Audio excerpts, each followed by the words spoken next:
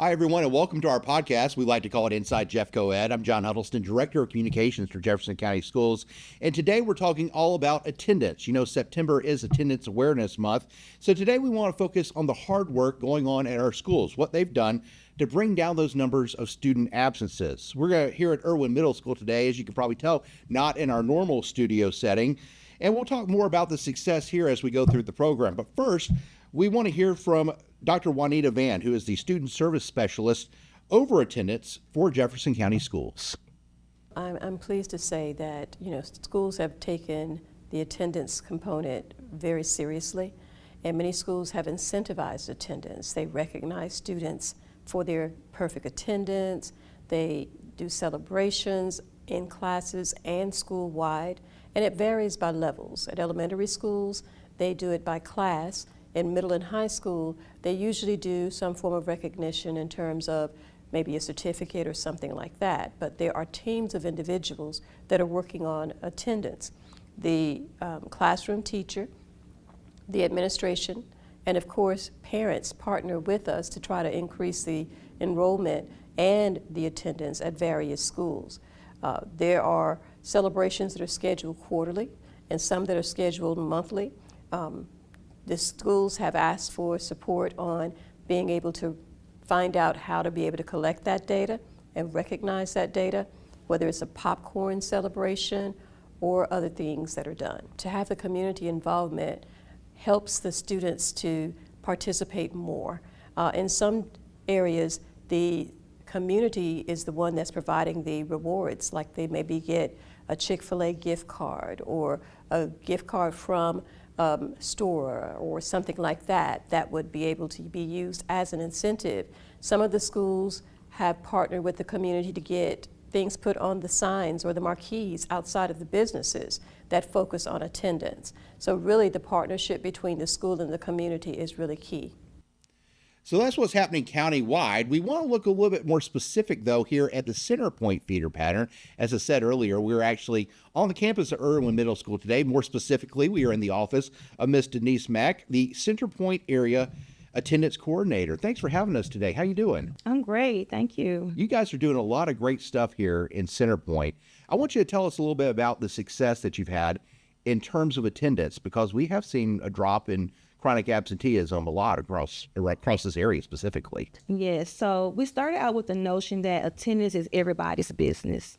So with that said, we not only involve, but we work closely with all of our stakeholders. That includes our students, parents, teachers and staff, and also the community. So each school developed an attendance team, and they also developed an attendance plan, and they implemented that plan. And as a result, we saw the culture around attendance change at Center Point. And that showed through our data. So all of our schools in the Center Point feeder pattern for the 24-25 school year reduced chronic absenteeism, with 2 of our schools falling around at or below 10%. So what exactly are you doing to reach students? Because I know that can maybe be a hard task to accomplish sometimes. So one of the things that we do, we provide incentives, we educate our students, we show them how to be responsible by looking at their own attendance, being advocates for themselves and letting us know if maybe something is wrong in our system so that we can investigate that and also correct it. But we're doing a lot with incentivizing. We offer mentoring programs for our students. We celebrate those who have not only perfect attendance, but improved attendance. And something new that we're doing this year is we are, at the end of the semester, we're going to celebrate those students who have less than 18 days. So that's a lot of students, but that's a good problem to have. Yeah, and 18 days being that magic number, that's what is defined as chronic absenteeism. Long-term goals for the Center Point feeder pattern. You've made a lot of great strides, as you were talking about, but long-term goals, what's kind of in the back of your mind, I guess? I think realistically, long-term goal would be about 10%, around the 10% range. That's the threshold for what the federal guideline is for, or definition for chronic absenteeism. Absolutely. You know, we've witnessed, as you're talking about, the efforts to reach students firsthand. Let's take a look, though, at a pep rally recently held just down the road at Centerpoint Elementary School. Eagles, Eagles, E! Eagles, Eagles, H! Peanuts, Peanuts, E! Every day, R! Ready, ready, go!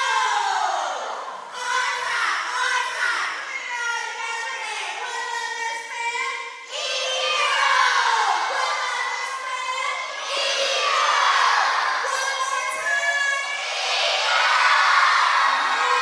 we want our Eagles here every day, ready and on time. Can you guys say Eagles? Eagles! All right, and that was the little Eaglettes doing an attendance cheer there that says, Eagles here every day, ready and on time. That's a good motto right there for the entire feeder pattern to have. Yeah. Tell us a little bit about, you're focused on parents too. What are you doing to educate them and letting them know the importance of attendance? So we have a huge parent night, our Parent and Family University, that we host annually, and it's for the entire zone. It's an event where we offer sessions that are community-based, some are school-based. We provide free haircuts, we provide childcare. We have tons of vendors, and it's just a huge night for our parents. I think you even got Dr. Gonsolin dancing last time, I think. Saw it out there. So, teachers, getting them involved is crucial and a critical part of this process as well. You got to make sure they're obviously coming to school and coming to work and everything, but also they're the role models for these kids. They see them every single day. Talk a little bit about the teacher involvement in that aspect of attendance. So that goes back to attendance is everybody's concern. So our teachers, they step in and they check in with our students. We also, at one point, provided incentives for our teachers who have a positive impact on student attendance. So that allowed our teachers to kind of get in, and we had teachers who implemented attendance on the lockers, where they took attendance, they would post the students' names on the lockers, and so the students can actually see who's here, who's not here. Oh, my friend is here today, things like that. You mentioned earlier in the podcast that really it's attendance is everybody's responsibility. And you talked a little bit about the Parent University. You have another community event coming up here soon. Tell us a little bit about that. Initially, we were going to do Glow into September, but I think we're going to change it up a little bit. So details to come on that event will be coming soon. TBD. So looking forward to it, though.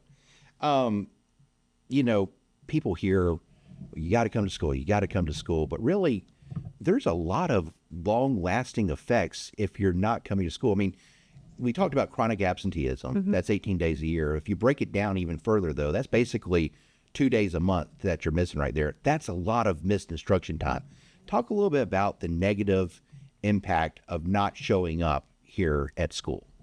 So missing school equals missing out on those valuable skills that our students need to function in the world as an adult. Those skills include, reading skills, math skills, writing, conflict resolution, critical thinking skills. In kindergarten and first grade, missing school, affects our students' ability to read by the end of third grade. And in the older level, with the older students, it affects, missing school affects their ability to graduate. They tend to drop out by the end of ninth grade. So coming to school is critical so that they can gain those important skills. What about the social and behavioral impacts of attendance? So missing school also, it affects our students' ability to, they miss out on valuable curriculum, valuable lessons. They get frustrated in class, which cause them to, they tend to act out, and it leads to behavior problems. They don't realize the long-lasting effects a lot of times. And as parents, as community members, that's our goal, to make sure they know that educate them of the long-lasting effects too, I guess. To make that connection. Yeah. As you've gone through this, and we talked a little bit before, this is your second year in the attendance coordinator position for the feeder pattern. Before that, you were here at Irwin Middle School as the attendance coordinator. So I know you've done a lot of studies on attendance, some of the reasons behind students might struggle showing up to school. What are some of those reasons that you've seen? Unfortunately, we are still dealing with the effects of COVID, knowing when and when not to send students to school, missing sporadic days. Parents tend to think missing a day here or missing a day there doesn't have a negative impact, but it really does. Those days still add up. Also missing pre-K and kindergarten. Those are what I believe are the most important years. They're building that foundation, so they really need to be at school. And then lastly, I would say behavior. Well, you mentioned COVID, and that's the perfect segue into our next segment here. A lot of parents are confused about when they should and should not keep their kids home from school. So we talked to our JEFCOED Director of Nursing, Tara Underwood, with some ideas and guidelines to help parents. The CDC guidelines now recommend for COVID guidelines that they follow the normal respiratory illness, meaning that if symptoms are improving or if someone does not have a fever for the school system that's over 100, then students can come to school. There are times that we do want students to stay home if they are infectious to others, and those times would be if they have an active cough that has not been treated by a physician, or if they have a fever that's over 100. We do want to make sure that when students return to school after having a fever, that they have not received fever-reducing medications within the 24 hours prior to that, so that we can be sure that their temperature is truly staying down. We know that there are a lot of respiratory illnesses that will be going around this fall, starting with flu, some COVID that we are seeing already, as far as just other respiratory illnesses. So we always encourage that good hand washing that prevents illnesses, as well as staying up to date on any and all immunizations. All right. Thank you, Tara, for that information there. And, we want to talk a little bit, though, also about what's being done to help students when they face other challenges besides just the health problems that keep them out of school. What's some of the things that being done to help students in those situations?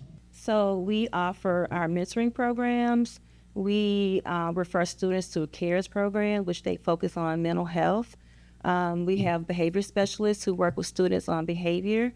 And we provide a list of community resources to our parents. And we also encourage our parents to reach out to us because we want to help as much as we can within our power. Yeah, you can't correct a problem if you don't know about it. That's what we always say. You gotta.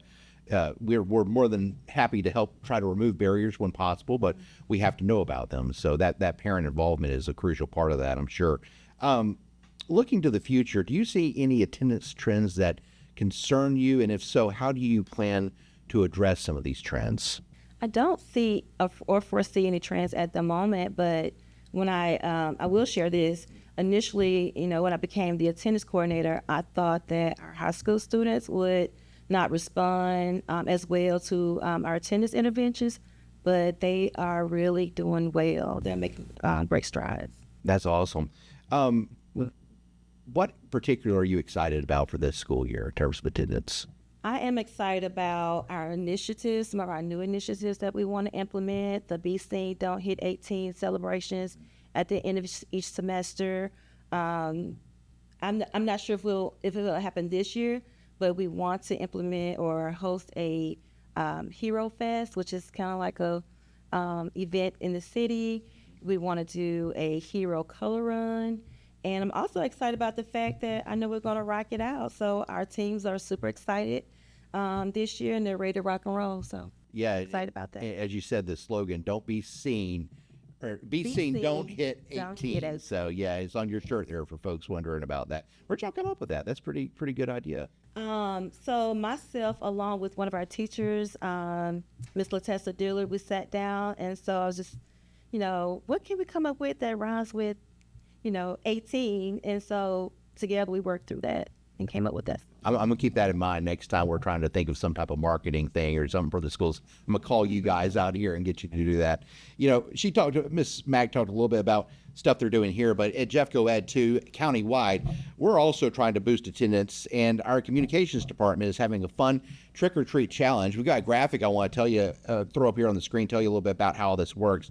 The elementary or intermediate class with the best daily average attendance in September will win a memorable Halloween trip to the Board of Education. Students will get to wear costumes, trick or treat throughout the building, and meet Superintendent Dr. Walter Gonsolin. Hopefully, there'll be multiple classes tied for a top attendance. If that happens, up to 3 classes will be selected to trick or treat. If more than 3 classes are tied, the class with the highest average daily attendance in August will serve as the tiebreaker. I know that's something that a lot of our younger kids are particularly excited about and competing in this. And I think from what I've heard from principals, a lot of people are really taking stock in this contest. A lot of them want to win this. You know, Okay. You know, I've got 3 kids at home. You mentioned free candy; they're all about that. So, anyway, well, Miss Mack, thank you so much for joining us, and thanks for all the great work you guys are doing here at Irwin Middle School and the 3 other Centerpoint schools as well. It's certainly making a difference. Thank you for having me. And thank you for watching Inside JEFCOED.